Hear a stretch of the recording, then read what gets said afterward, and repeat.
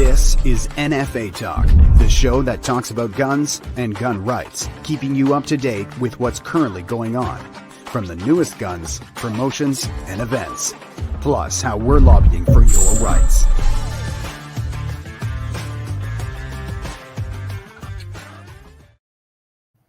Hey everyone, this is Nathaniel Milger, social media coordinator with Canada's National Firearms Association. With me tonight is our president, Rick Igercich, and our Alberta director, Dwayne Gorniak. Hello, gentlemen. How are you? Good, Nathaniel. How are you? Not bad, not bad. I mean, it's a stressful election, but it is what it is. Oh man, is it ever? I always say I can't complain unless I talk about politics. So yeah, well, we'll be talking a bit about politics tonight. Not too much because I think everybody's already. The election's only been around for a couple of weeks, and everybody's getting election burnout already with all the buffoonery that's going on out there. But we'll be touching that. We'll be touching on that a little later. Absolutely, and we do have some big news. Probably saw from the thumbnail. We have big news. We'll get to that immediately. But before we do that.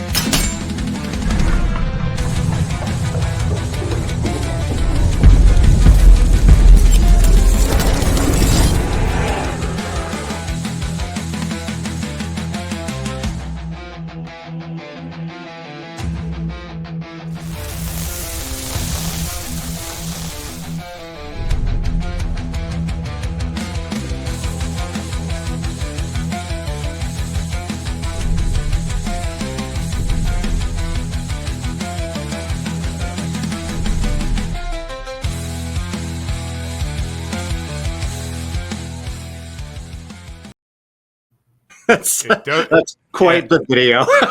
Yeah, it feels just like that when you shoot it. Yeah. How come I don't have gloves like that?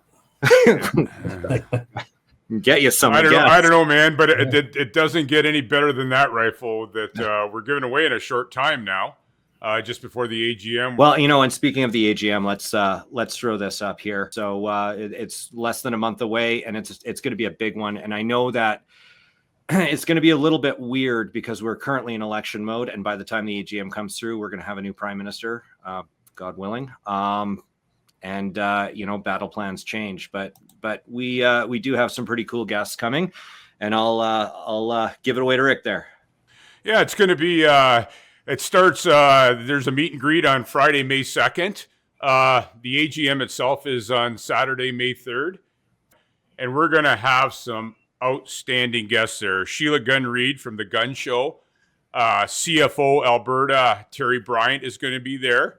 Shane Getson, Alberta MLA from the UCP, and Mitch Sylvester and Scott Payne from the Black Hats, who are instrumental in the Alberta Constitution. It's going to be a great show. We've got some great prizes. We're going to have a silent auction in which we're going to be auctioning off that KDEX CDX 7 stars, which is an outstanding rifle. If anybody's getting into long-range shooting, this thing is built right from the factory. It comes in 308 Winchester. We're going to be auctioning that off along with a bunch of other stuff. We're going to have some door prizes. We're going to have some other surprises. So if you guys can make it, go on our website and see and register. And so we know you're coming. We'll be ready for you. It's going to be a stellar event, and it's in Red Deer. It's in Red Deer, Alberta, at the Red Deer Resort and Casino. So for all you Albertans, this is a time to come out and meet your board of directors from the NFA, meet Sheila, meet Dr. Terry Bryant, meet Shane Getson and Mitch and Scott. So it's going to be a great event, guys. So if you get a chance, please come out. It's going to be an important one too, right? Like with this election going through. But okay, so as promised, we're going to get right to our big news.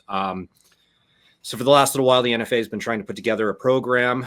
We finally succeeded. It's a big deal. We've had it going for a little while, and it looks like it's working. So I'm going to pass it off to Rick, but for the details. But here it is. It's our Save Firearms program.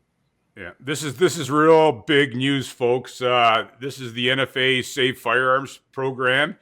It's an initiative to make sure that our firearms don't get destroyed. It's got many facets. The NFA is a licensed firearm business, so we can take anything in from pistols to rifles to machine guns. I think they drew the line at grenade launchers, but we can take anything in.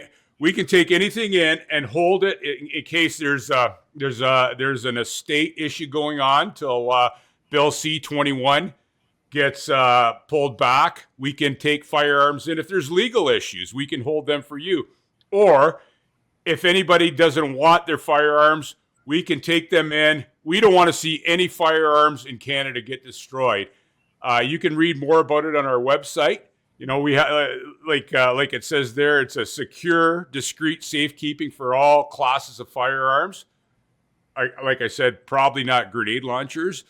Legal transfer to our repository, preserving property until legislation changes or the legal status of the person changes, and estate and unwanted firearms rehoming, saving history, not smelting it. So go on NFA.ca, have a look at it. It's a super program. We're really excited about that. We're really excited about saving our firearms.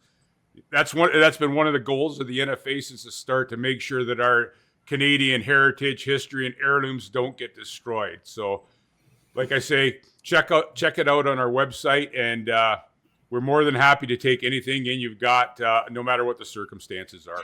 And it's to hold on to it until legislation changes. We do believe that legislation will change. A lot of this stuff that's going on right now, it's inexcusable.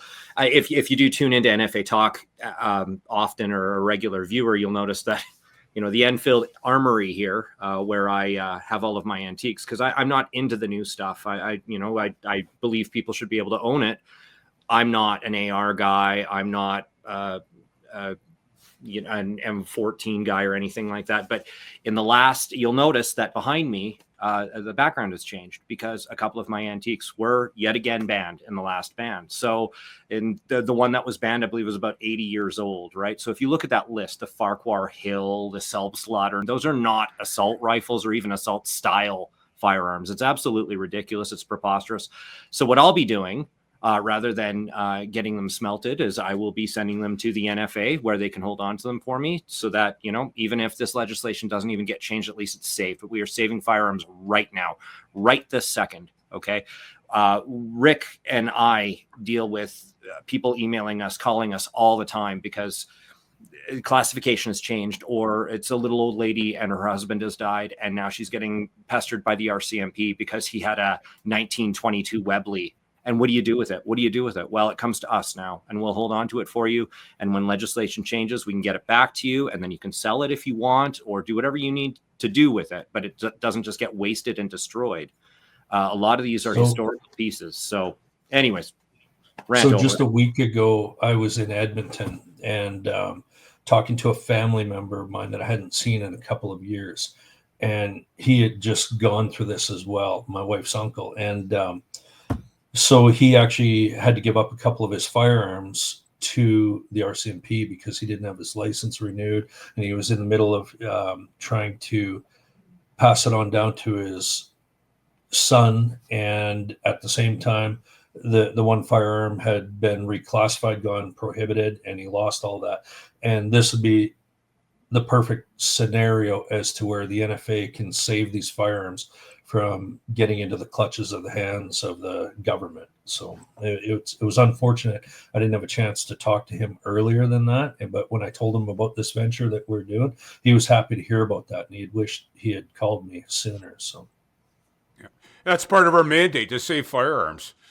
save firearms from the government, save them from the smelter, and keep them out of people's wrong hands. So that's our mandate, and that's what we're doing. And don't let those guns get destroyed. Please don't let those guns get destroyed. Even if those firearms are in the possession of the police after an estate or whatnot, if they haven't been destroyed as of yet, I suggest that those people go to the police and say they're going to transfer these firearms to a firearms business license for storage. It's funny. We do field a lot of questions, and we get a lot of questions sent our way, whether it be online or even in person at shows. And one of the main questions I will get, even if we're at something like, for example, we were at the Rebel Media event. There's a lot of people there that aren't gun owners. They couldn't care less, but they come up to you. And there was one guy, actually, this was the one that Dwayne and I were at, but Rick, you weren't there, but that gentleman came up to us in a suit. You'll probably remember Dwayne, but he came up and was like, well, I'm conservative, and I believe in this, that, and the other, and I out of everybody here, I think you're the guys that I disagree with the most, because I don't think you should be able to own what you guys own. And I was perfect for that, because I came over and it's like, you know what, man, I've got old cowboy stuff. I've got old World War I stuff, World War II stuff, very, even sparse World War II stuff. It's mostly World War I stuff. And, I can tell you right now, they're banning it. I've gotten the letters. The handguns are now done, right? Old cowboy handguns, right? You want to talk, shout out to Guns of the Golden West, right? That guy, he's losing everything. And then when you talk to people about it, whether they be conservative or liberal, I've even talked to many liberals that disagree with us. And as soon as we start telling them what is actually being banned, they're like, well, that's wrong. That's not fair. That's not what I was told. And they point to the CBC, and they point to the CBC and the black rifle picture that they always show. Are you kidding me? So yeah, it's important that we have this. A lot of people are going to, blow their tops over this, because, they think that we're, saving machine guns. And maybe we are. We can now take all classes of firearms, but there's a lot of firearms that we have saved over the years that are war trophies that should be in museums, that should be taken care of. And that, even if they are prohibited, they don't deserve to be smelted. Are you kidding me? This is our history. So, and that's why I'm in election. We were talking about machine guns there. If we get any machine guns in, I can assure you they're going to end up in a museum and be preserved for future generations. They're not gonna be in a smelter. It's you mentioned the word machine gun and people kind of lose it a bit, but you know what? It's part of our heritage. It's part of why Canada is a so-called free country. Not so much at the present time, but we're working on that when we move into this election. But yeah, so we can assure you that a lot of this stuff is going to end up in a museum if it's prohibited, like a machine gun or something like that, something that was prohibited years and years ago. We'll make sure that it's there for future generations. Anyway, Nathaniel, go ahead. Sorry to interrupt. Well, we are here. So that's the big news, is that we can actually save your firearms for you. Any class, if you get caught up in their tangled web that they're trying to put, because this is a matter of attrition now. So if Gramps ain't feeling too good and he's got an extensive handgun collection, and that was his idea, that it was going to be your inheritance was his handgun collection, which we see very often. Now they're worth nothing to be destroyed. Those can come to us, and we fully intend to just hold on to them for you, and we'll give them back to you. We want you to be a member. We want you to be a member. This is a very, very costly venture, unfortunately, but things cost money. So help us out with this for sure. But this is our mandate, is to save firearms for people. And if this is even a temporary solution, or if it's a solution that, Grandpa has passed and Grandma's scared of them. But we don't want them destroyed. They want to go somewhere else, right? We can get them somewhere else. It breaks my heart whenever I talk to a guy literally a month and a half ago, and he had gotten in a Luger to his gunsmith, a World War I Luger, an Erfurt Luger, and it's to be destroyed. And I passed him a card. I said, look, let's save this thing, right? I mean, it's history. It's history. It breaks my heart, and we have a government now that's proclaiming pieces of our history prohibited that, it shouldn't be, and to get political here, I've got a couple of red ensigns behind me. These are World War I victory flags. So when they came back from World War I, you had your wives and your kids on the side of the train there when you came back home waving those flags. Well, they just released a pamphlet saying that those flags are hate symbols now. It's like it's wild, absolutely wild to me. They'd burn those flags too if they could. So it's a ridiculous time in history, and it's wrong. And anyways, that being said, I just want to add to the whole situation here where we're talking about the World War I, World War II guns. And I was just at an event recently, the UCP AGM, 6,000 people. And a lady sought me out in the crowd as soon as she had heard that I was from the NFA. And she walked up to me and she said, "Do you know what's wrong with the NFA?" And I'm like, "No, ma'am, I don't." And she's like, "Well, it's the guns." She's like, "You guys just sent me a pamphlet in the mail and you're giving out assault rifles." And I looked at her, I'm like, "What kind of assault rifle are you talking about?" And she's like, "The one that's on the recent pamphlet." And she's talking about just like the Grey Guardian that we just did here at the intro of this video. And she says, "That's scary looking." And I said, "Ma'am, that's a precision rifle. That's a bolt action." And she's like, "Well, it looks like an assault rifle to me." And I'm like, "Okay." I said, "Are you familiar with the 303 British, the Lee Enfield?" And she says, "Yes, I have one." And I'm like, "And you're okay with that?" And she's, "Yeah, that's a hunting rifle." And I said to her, "Well, that is the original World War I and World War II assault rifle. They're bolt action." And the fact is back then, everybody was so used to wood that they eventually adopted those guns into the civilian world to use for deer hunting.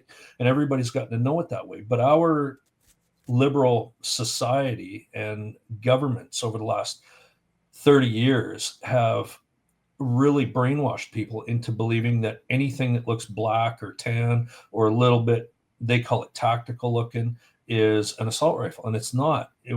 That Grey Guardian right there said precision rifle right on it. So some people ask us, what do we use that for? Well, just yesterday I was out shooting coyotes, and the gentleman that I was out shooting with had a gun very similar to that. These are precision rifles for shooting accurately, 400 to 600 yards for hitting, varmints like that. And it's the fact that our society and our generations have now moved on from that old stigma and that old-fashioned wood, and we've moved now into aluminum and nylon chassis, and that's evolution. And just because it looks different doesn't mean that it's an assault rifle. And I know I sidetracked the whole conversation. No. But it is related to everything we do. And I look at those rifles right behind you, Nathaniel, and there's World War I, World War II, like you said, antiques. And yeah. Well, and to your point, as of this recording, we have now, they've just kind of arbitrarily banned the Crusader Crypto, which was the firearm that was designed to not be an AR-15, but was a modern ergonomic rifle, and it is now built to Canadian government standards by a Canadian company. So they're backtracking. And that's the thing. And my little pet peeve, and it's not as long as yours, it's just a little short thing, everybody knows that I'm a Smith & Wesson and other handgun collector. I have an Iver Johnson revolver that was my grandfather's. He actually wore it right after the Second World War in a shoulder holster. He was a tobacco farmer. He wore it out in the tobacco field. And the thing's probably worth $15 or $20, but I would be truly heartbroken if I have to turn that in. And I've got some really nice revolvers, but I'd be more heartbroken about that one than anything. And that's what the NFA is about, protecting our heirlooms. It's easy to, if the law was in place, just to go out and buy a Glock or whatever you want. But those heirlooms they have a special place in my heart. I know they do in Nathaniel's. So I just wanted to touch on that. It's a good point. It's a really, really good point. Okay, So we keep saying election, and here we go. So let's talk about the election. And I personally, right now, as we're recording this, they're saying that over 10,000 people are lining up to see Pierre right now in Edmonton as we speak. I'm in Calgary. Wish I could be there. Hopefully he comes to Calgary. I'd love to catch up with him and see it myself. But he's been very open about everything during this election. But I don't think that the Liberals are really going to touch guns in this election, because I think that the stigma that they've tried to create has kind of fallen apart on them. I think that they've banned something that everybody knows somebody who's had something. But heck, I've gotten the true story. I've gotten emails and phone calls working here where somebody's called me up and said, "Hey, I don't, why are you guys fighting this gun ban so bad?" I'm a gun owner and I'm okay with it. I don't think that people should be able to own those things as well. What do you have? What do you have? Oh, I've got a Cooey tube fed. And it's like, guess what? That sucker was on one of their lists and we stopped that. And then all of a sudden they're on your side, right? Oh, I guess I'll renew my membership. So, I don't think they're going to be touching guns this time because everybody doesn't buy it anymore. They don't believe it anymore. Gun crime has skyrocketed after all of these insane things that they've done over the course of the last couple of years. And that being said, the polls, I don't particularly believe them right now. And a lot of people are saying that too, but the polls are the polls. So for playing, I guess, the sake of the devil's advocate, let's say that the polls are right. Why are they right, and why is this happening? And I know Dwayne's got some thoughts on that, so I'll pass it over to you. But just before Dwayne, though, I just want to tell everybody that I don't know if you're all aware of, but the NFA has third-party election advertising status. So we're going to be putting a bunch of information out. As we said in the past, we're not endorsing any candidates, but we're going to be a wealth of information about every candidate out there. If they want to talk to us, if they want to give us a positive on guns, we'll print it. If they give us a negative on guns, we'll print it. But we're going to be definitely working with, just kind of on the sidelines, but to get the information out. The NFA is going to be a big rolling information machine when it comes to this election. We're, there's a lot of things. The truth is out there, and the NFA is going to find it and let everybody know what's going on. It's just we're going to try to stay in our lane the best we can. We might drift out just a little bit now and then, but we're going to stick with firearms. And like I say, we have our third-party status, so we can legally, promote, advertise, put stuff out there without crossing election candidates' rules. So. Anyway, go ahead, Dwayne. Sorry to interrupt. So back to the polls. My personal opinion of the polls is the poll organizations have become campaign organizations, and a lot of them are fixed. I don't believe them. I don't trust them, especially the Ecos poll owned by Frank Graves. We know he hates Pierre Poilievre, and he's stated that he will do everything he can to keep Pierre Poilievre from becoming prime minister. And with that said, when you have a pollster saying that, how can you truly trust these polls at all? I look at what's going on out there. I mean, this happened down in the U.S. with their election where they thought the Democrats were going to win it, and they didn't. And I'm thinking it's kind of the same here. There's the silent rural conservative that doesn't speak a lot. I find my Generation X, we don't answer polls. Generation X and the millennials, we're all very electronically connected. So I find when the phones are ringing, we're all on cell phones. We don't have landlines anymore. We have all this technology at our fingertips to tell us that this is a pollster calling us. A lot of times it'll come up for me as reported spam. And with that said, the boomers are the generation that I'm worried about because they don't have that kind of technology. And just this weekend, I was out door knocking with Shannon Stubbs, and I went into a couple seniors complexes. And these are the people that aren't connected and don't have alternate news sources.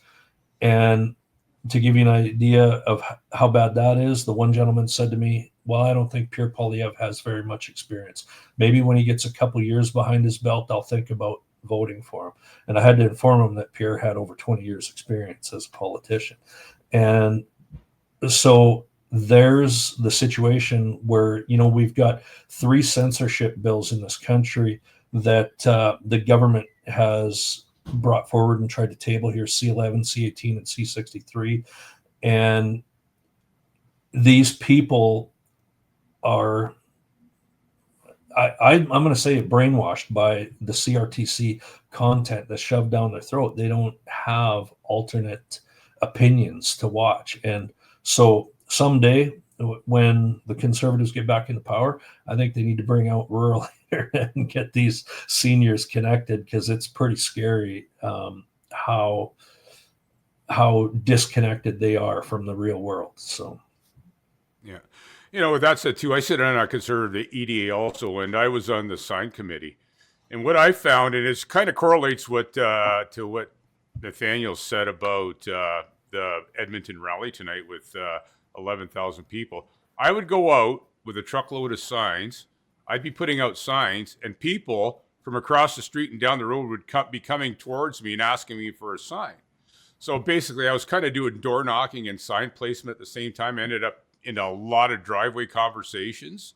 And here in Ontario, it's, even the boomers seem to be well connected, at least in the area that I was working in.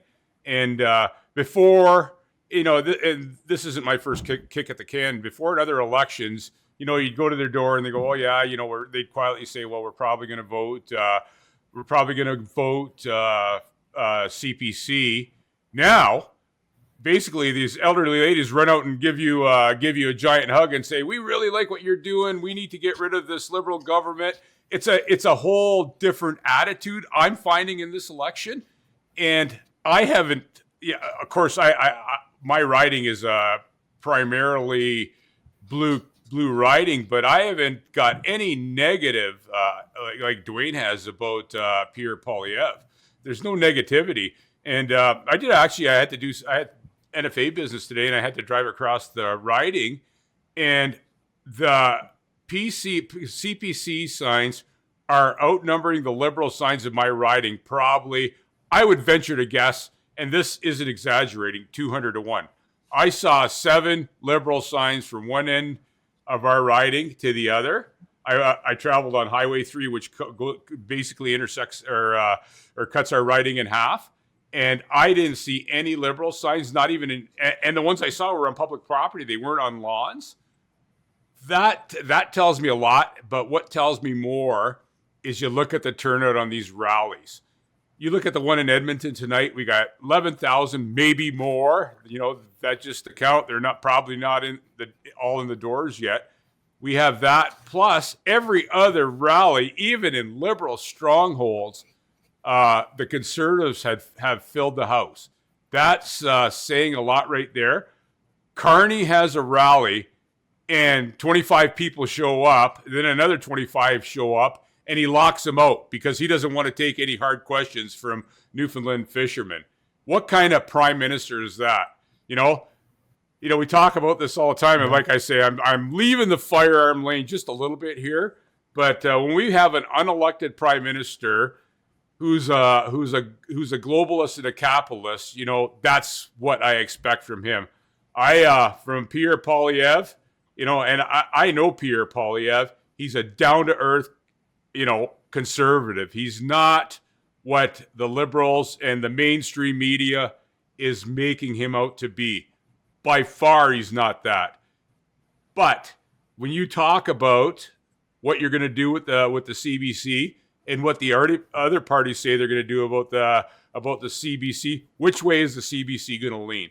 I'll leave that to your thoughts, but it's not a trick question. It's pretty easy to sort out. So a question for you on that, Rick, is how much information do you see from the CBC on Pierre Poilievre's rallies versus Mark Carney's? You know what? I don't watch a lot of CBC. I usually do have a couple TVs going in my office, and I do monitor them, but I focus more on right-wing media.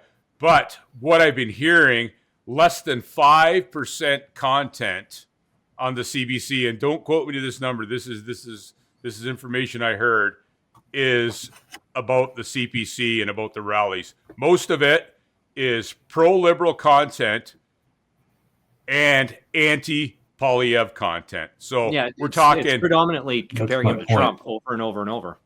That's exactly what it is. Yeah. Which is ridiculous.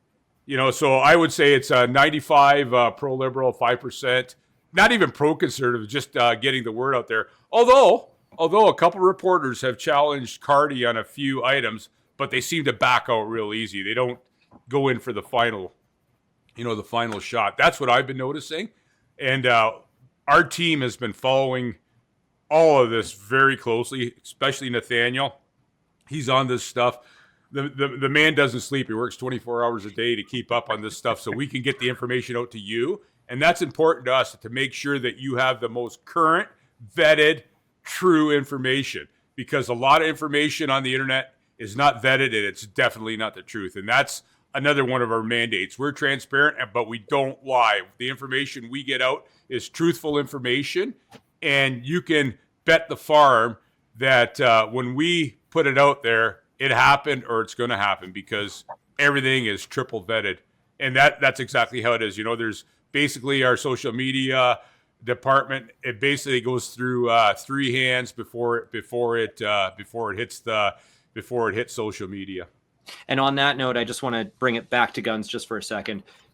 Mark Carney has said during the French debate, he talked about Pierre Poilievre letting people run around all over the streets with AR-15s, that we need to continue with the firearms ban against lawful owners. He has said that. We get people telling us all the time, "Oh, Mark Carney's going to repeal the firearms bans too. He's completely anti-Trudeau." No, he's the same guy.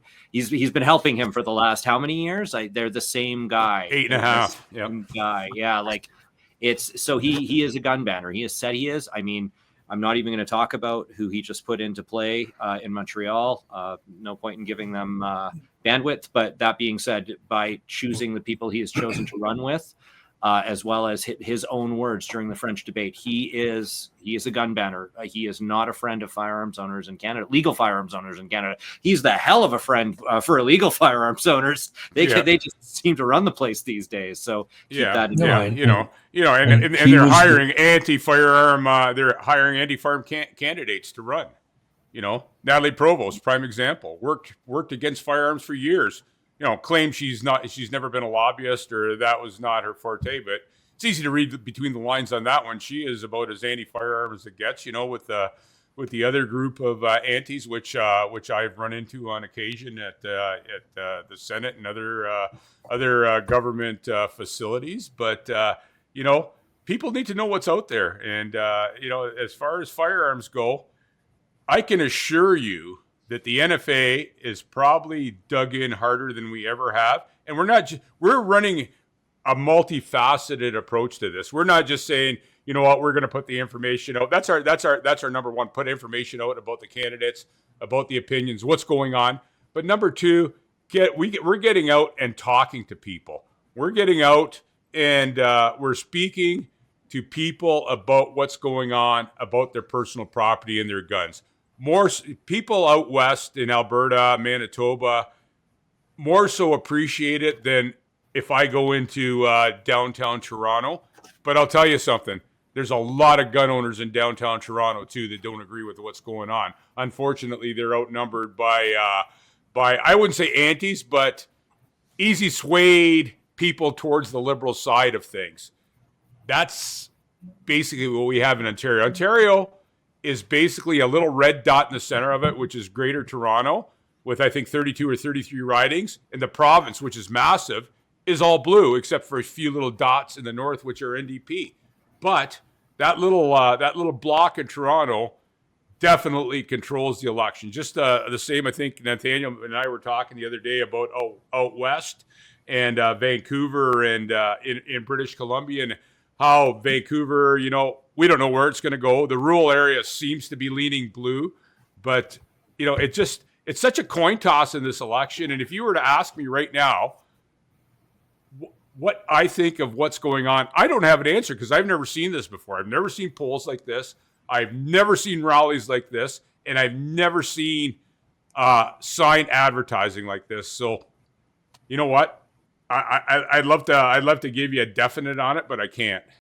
It's an important one, that's for sure, and that's why we did get third-party status, and I can attest to that we've been going pretty hard with it. Really, really important that we did get third-party status, because every individual, if we're talking to MPs all the time, we don't endorse anyone. Obviously, we don't endorse anyone, and we won't endorse anyone. But if you've got a good campaign platform and you're willing to actually talk to us, we'll absolutely talk back with you, and we are helping people out there right now. I mean, we've been sharing on social media, even on the grassroots level, with you guys going out and with signage. I've been working mostly from an office, but you guys have been out there. Any chance you've had on the side, you've been out there with signs. We've been working hard. It's conservatives are kind of the only way to go right now. I know that there's a lot of other individuals who disagree with some of their platform, but man, oh man, they're our best friends right now, and that's an endorsement. That's just, and people are concerned. And I don't know, I think Dwayne's the same way. If I go into a gun shop or or a gun club.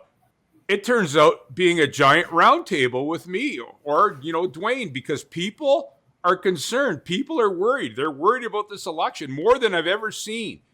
And I can't say I'm seeing the other side of it where they're going against it, but at the end of the day, it's a coin toss. I can't give you an answer. The polls might be right. I don't know. But I think like Dwayne said, there's a lot of closet type people out there that don't want to talk about where they're voting. I saw it in the provincial election here in Ontario, where the polls were so lopsided and candidates were down 20 points and they ended up winning by 30 points. Figure that one out. That's a 50-point spread, and that was Ontario polling. So I don't know. I really don't know what's happening right now, but I can assure everybody out there that the NFA has never been more focused, has never had our boots on the ground, nose to the grindstone than we do this election. Like I say, we're out there and, sleep is overrated. We don't need it because we're working day and night on this stuff. And, it's just not some, we're not pushing out some pamphlet campaign and, we're not out there, asking for money every day. We're out there. We know what we have to do.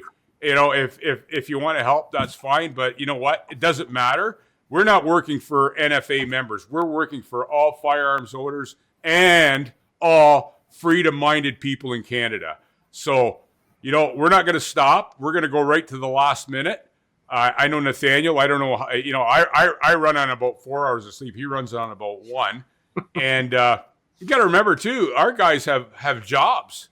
Our board of directors have jobs, but they're volunteering their spare time. They volunteer enough to the NFA, but they're also volunteering their spare time to get out there and get the word out, because it's not about us, folks. It's about the future generations. And we need this election win, or else the future, your kids are never, ever going to have the same rights and freedoms we had. And I'll tell you what, I've been around for a while, and 30 years ago, 35 years ago, it was fun owning firearms. It was a family thing. And, it was, when your dad took you to the gun store, your eyes were about to bug out of your head. And, the guy handed you a firearm to handle and stuff. Man, I want to see those days come back. I want to see the days come back where I can ride out to a prairie field with my gun on my seat and a couple loaded mags on my seat and shoot gophers to, help the farmers out there. I want to see those days come back. And, my personal mandate is the future. We have to look out for the future.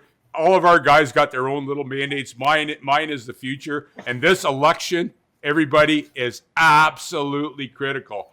If you don't do anything at all, get out and vote. Don't let these polls scare you off. Get out and vote. Couple of points that you just made, Rick, that I really liked was, talking about how we all kind of need to work towards this. And one of the things that we've done as third-party status here with the NFA is try to kind of organize our membership to be able to help and volunteer with EDAs and volunteer with local candidates, especially conservative candidates and ridings that could swing. And so if you haven't heard from us or you're in a swing riding, like, we really, really strongly recommend you contact your local conservative MP and get out there and help. This is a big one. And to Rick's point, he's absolutely right in the context where he was talking about, before we had this kind of liberal onslaught over the last few years, things were better, things were fun. I mean, what you're talking about, going out, and going to ranges and having a good time and having fun. I mean, because I'm a history guy, I'm a history nerd, I used to love taking my firearms out. I'd have friends and family who worked with kids, or there was actually one particular time that was an awesome afternoon, and it ended up becoming a regular thing where there was like a youth group, and they would contact me and say, "Hey, do you want to go out to the range?" Or there was one time we actually went out to a ranch just outside of Calgary, and I brought a bunch of these old antique firearms. Some of them I wouldn't even shoot. I wouldn't even shoot them, but they're there. and these kids got to look at them. Oh my God, this is the gun that I like from Call of Duty, and this is so heavy. On the video game, you run around with this thing, right? And then you'd shoot an Enfield or a Mosin Nagant, and they couldn't believe the power of it, right? But it was like a learning experience. And since the liberal onslaught has occurred, I've had people contact me and go, hey, you want to take some kids out to show them these pieces of history, or even Remembrance Day things. You want to put an Enfield on the table for Remembrance Day? No, thank you. I don't want the heat. I don't want the heat because it's been so sensationalized. Firearms owners are terrified right now. It's sad. And they should be. Yeah, fair enough. Yeah. And the NFA too, we've, ever since the board of directors elected me as president, and I took over the helm, we've been focusing on kids groups, women groups right across the country from ocean to ocean, promoting firearms, promoting safety, and we've been doing a lot of that, and we're going to continue to do that. But right now, our focus has shifted to this election. So again, I implore you to get out and vote. And volunteer. Get out there and volunteer. Yeah, absolutely. Go out and door knock. I had, on that topic, I got a phone call yesterday from a candidate in Burlington. Her name's Emily Brown, and she's in a really, really tight riding. And they're short out there right now on door knockers. They've got a giant area to cover. They're looking for door knockers. So if anybody's listening from the Burlington area, please get a hold of Emily's campaign and go help her door knock. Get the word out. Emily's a pro-gun person, and that's why I'm talking about her. Her and I shot trap together. We were on the Ontario youth team when we were 15 years old. There's some picture floating out there with us on the youth team, and I think we look better now than we did then. But anyway, she's been a gun person her whole life. She's running to become an MP. So out there and give Emily a hand. Like I say, again, we're not endorsing anybody, but we're trying to help the people that are pro-minded with the NFA, with firearms, with freedom.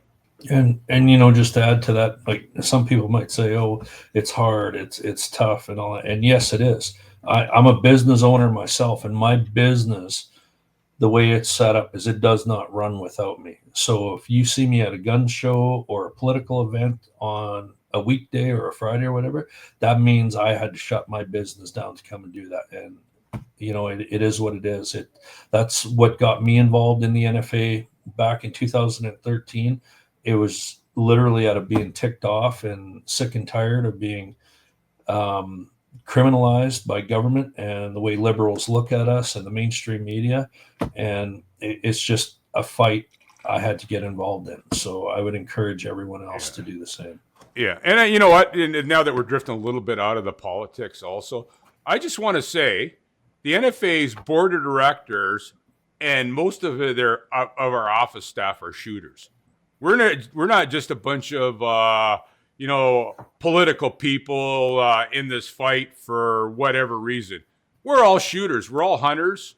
All of us have been shooting since we were kids. We just didn't get into this in 2015 because it seemed like a great idea. No, we're actually, I've been shooting guns since I had my Red Ryder BB gun when I was 4 years old, and shooting, trained by my dad how to shoot at a very young age. I know Dwayne's been shooting forever. Nathaniel grew up on a farm, always had a gun in the closet or above the door or in a rack. All of our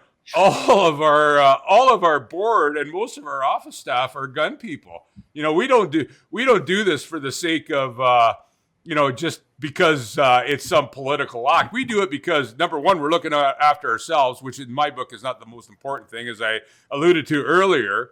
But at the end of the day, you have to remember, we're a non-for-profit organization that is run by gun people. I could go on. Dwayne is a fanatic about 22s and gopher hunting. Gerald Lungard, another military collector, been at it for probably 60 or 70 years. I don't even know. I'm not even going to venture to guess how old he is.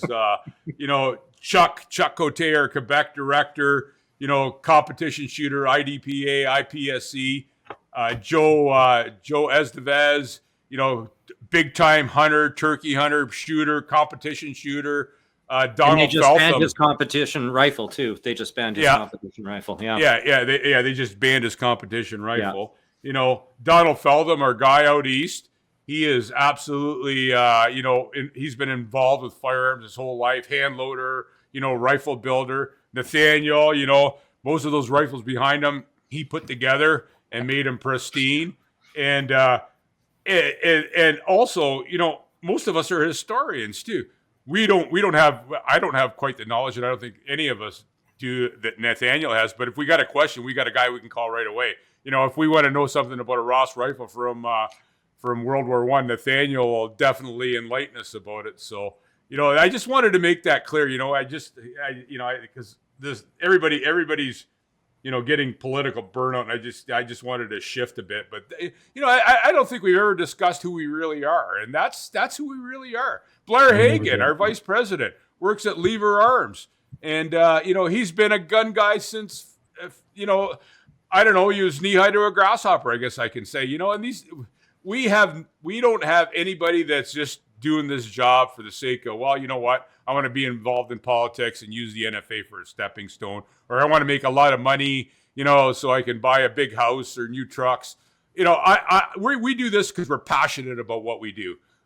I'm loud, I speak loud, but you know what? I'm a passionate guy. And all our people are passionate, right from our office staff to our directors, to our social media people. We are passionate about what we do. And I just wanted to get that out there. Sorry, guys, this wasn't in the plan, but I think it needed to be said. Well, I will say this. I got involved with the NFA, and I never thought I'd be involved with an organization like this. And I didn't know a whole heck of a lot about the NFA either. You see them in passing, you see them at gun shows. And I've always been a historian guy. And, I am embarrassed to say I actually had to end up coming to the NFA for help because they started coming after my stuff.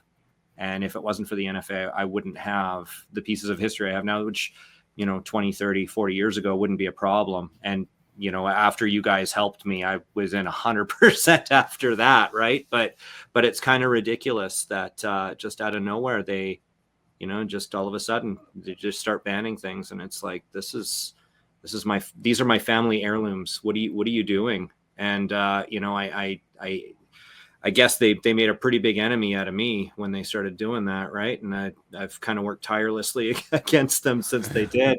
And I'm glad to find the team to get onto here, but it really just goes to show, I'm kind of living proof that they're lying a lot about what they're saying, unfortunately. And I'm going to leave it at that there. I feel getting a little too personal here. I'm going to You don't want to get too misty. It'll fog up the camera lens. But you know what? That's the thing. And Dwayne, I know Dwayne wants to comment here, but we're a passionate group of people, and we want to make sure that you keep your firearms, your kids keep their firearms, and their kids keep their firearms. Exactly. And back to the election, make sure you get out and vote. There's some people out there that are a little frustrated, don't know what way to vote. And, I always tell everybody, find what you hate the most and vote against it. Yeah. Unless you're liberal, don't vote against me if you're liberal. Right? Yeah. Unless you're liberal, stay home. Okay. Although stay home. I'm good with that. Yeah. Okay. I'm gonna throw something else out here. Just purely public interest. And I was on a ballistically speaking podcast, and the question came up: what is your favorite firearm, Nathaniel? Mine? Right now, you're asking me? Oh, yeah. God. Of course. Well, you know what? It's a toss-up between the Ross 1905 and the Ross 1910, the M10. And everybody hates them, but I love them. I love them. There's like 3 behind me right now. I love them. What about you, Dwayne? What's your favorite firearm as we speak right now? So right now, high-powered wise, it's my Ruger American 5.56. I guess I don't talk about that much. That's always been my coyote gun. And rimfire wise, it's my Ruger 1022 that I got the barrel from you on, the Adams and Bennett heavy match barrel. And what kind of 22s I grew up with. I mean, shooting gophers, plinking gophers. And I'm originally from Saskatchewan, and I brought that pastime and that heritage with me from Saskatchewan to Alberta. And I've been in Alberta since 1999. And so I'm the president of the Vermilion Gun Club, and we got involved with rimfire competition shoots now. We host the Alberta High School Rodeo Association shoots, and the beauty about 22 rimfires is people can still afford to shoot that, is what it boils down to. So when it comes to rimfire, 1022 for me, and like I said, my Ruger American 5.56, that's my go-to gun for taking out, dealing with coyotes. And yeah. And I guess it comes to me, and I've answered this question a few times. As I mentioned earlier, the one that I cherish the most is my grandfather's old 38 Smith & Wesson, or actually 32 Smith & Wesson Iver Johnson revolver. But as of today, my favorite rifle, I have a built-up Remington 700 with a Leopold scope on it, built up for long-range shooting, muzzle brake, converted it so it takes magazines. It's got a H&S precision stock on it, full aluminum bed stock. That's my favorite rifle. And as far as handgun goes, these guys know I have a few handguns, to put it lightly. Just a couple. Just a couple. But my favorite handgun, I have a Smith & Wesson Model 29 3-inch Lou Horton round butt. It's the only one I've ever seen, and I have one.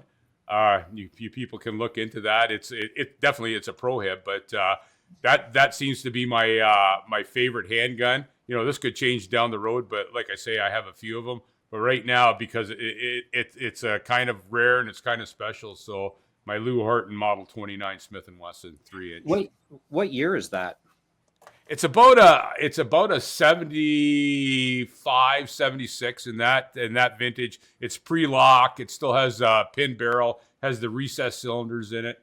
It's one of the originals, but you didn't see too many round butts back then, and you never ever saw a 3-inch barreled one. You saw a lot of 4-inch barrel back then. Now you see 3-inch barrels for Grizzly guns, etc.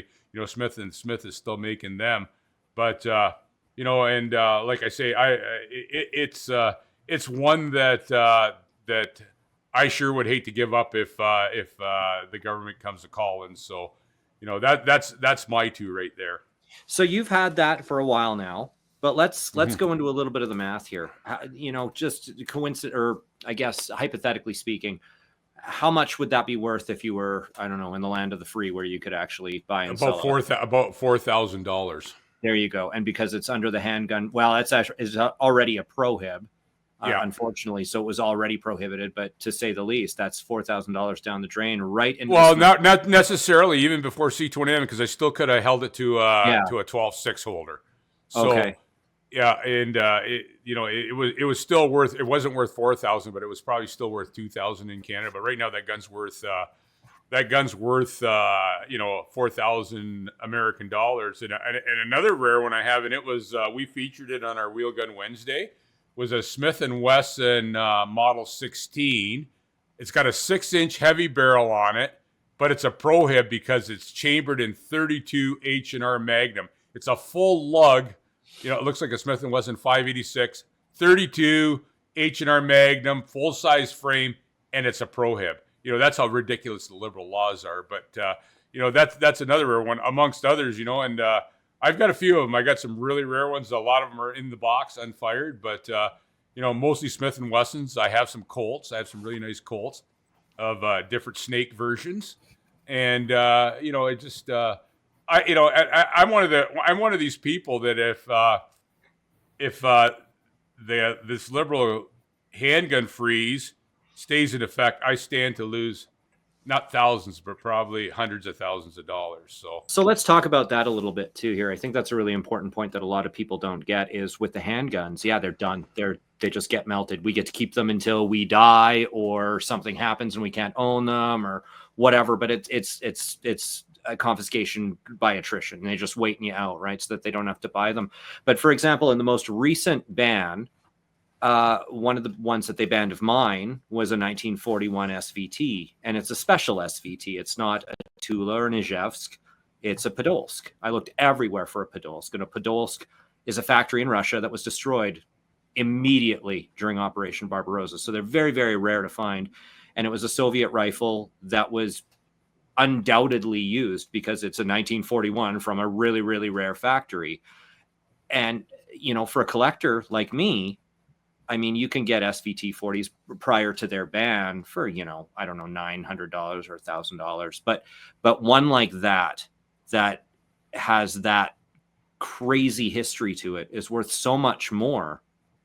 And they're not going to give you that for it. In fact, you're lucky to even get market value for it. You can't go up to the RCMP guy standing there and go, look at this mark. This means this was built in a factory that was destroyed by the Nazis in Operation Barbarossa, and this somehow survived, and it's extremely rare. All of the markings on it, they're not going to care. Into the smelter. No. Here's your $400, maybe. Yeah, well, you know, and that's the thing too, and you know, that brings up another point. Is we all have SKSs. All three of us have SKSs. Who doesn't? I have a very yeah. Who doesn't, right? You know, luckily they didn't get put on the last ban list, but who knows? I don't think they'll ever get put on a ban list because so many Indigenous peoples use those firearms. But you know what? I've got a very special one. Mine is 1954 Tula, non-refurbished, like brand new. Every number matches on it. It's got all the original cartouches on the stock. It's never had a refurb punch put on it. You know. I acquired it not that long ago off of, I guess I can say Lever Arms, where Blair works. I really don't want to lose that gun because I've got a lot of, you know, it's a collectible. I like collecting stuff. I like collecting really nice collectibles, and I don't want to lose that. So, you know, there's another thing with this whole liberal firearms ban. None of it makes any sense, you know? And these are all bolt actions too, but they're still coming after those two bolt actions. Like the world is laughing right now. And yesterday when I was out coyote hunting, and I'd seen this Ruger American in this really cool, I think it was an MDT chassis, and this chassis at the front where the bipod mounts onto had two spikes out the front. And I'm looking at it and I was asking him, I'm like, what are the spikes for? And he's like, watch this. And he leans up against a fence post, and boom, he's got a rest all of a sudden on a fence post or side of a tree. And I've always loved modern technology. I'm a mechanic by trade. And again, that's evolution. That's a hunting aid, right? You know, so back to what I was saying about how we've moved on from wood, we moved on to aluminum chassis with accessories that are mountable to it. And just because it looks like an assault rifle to a liberal, or some Hollywood like person like that, I don't want to say too much because the bad words will come out of my mouth. But it's not. It's modern sporting. And, you know, when I saw these spikes out the front of the end of the stock, I was like, well, that's really cool. Lean against fence posts and it stabilizes itself, and you've got an accurate shot. Well, that being said, we are well over time here. So I think that final thoughts here, I think we really need to talk about it again, push it out there. Save firearms. We're saving firearms from the smelter right now, right this instant. You run into any problems, you contact us. It doesn't have to be destroyed. It comes to us. We hold on to it for you till things change. It's a rough political situation in Canada right now, but at least it's a fail-safe for you. And it's the best we could do until we change this government. Absolutely. Yeah. And my final thought is go out and vote, go out and help, and support the NFA. We're working for you. We're working more so. We're working for your kids, and we're working for your kids' kids. Just keep that in mind. You know, this isn't about us right now. It's about our future. It's about our heirlooms. We want to protect our history and our heritage. So, you know, get out and vote, and hopefully we can get this government overthrown, and we can get things back to some normality. And one last thing, just on top of that, you know, NFA does not endorse anyone. So all we're saying is go out and support the MP near you in your riding that has the best firearms platform and that has a chance of winning, so that we don't go backwards here. More often than not, that's the conservative. In fact, it's 99.999% the conservative. So yeah. They're helping us. We got to help them. Just wanted to add on top of that there because, you know, we all remember the O'Toole incident. Anyway. Yeah. Yeah. With that said, we're out there. We're getting the word out to you. Go to our website. There's all kinds of good information on there. And remember one thing, Canada's National Firearms Association, in defense of your freedom. Thanks for listening to this episode of NFA Talk. Like and follow the NFA on social media and sign up to become a member.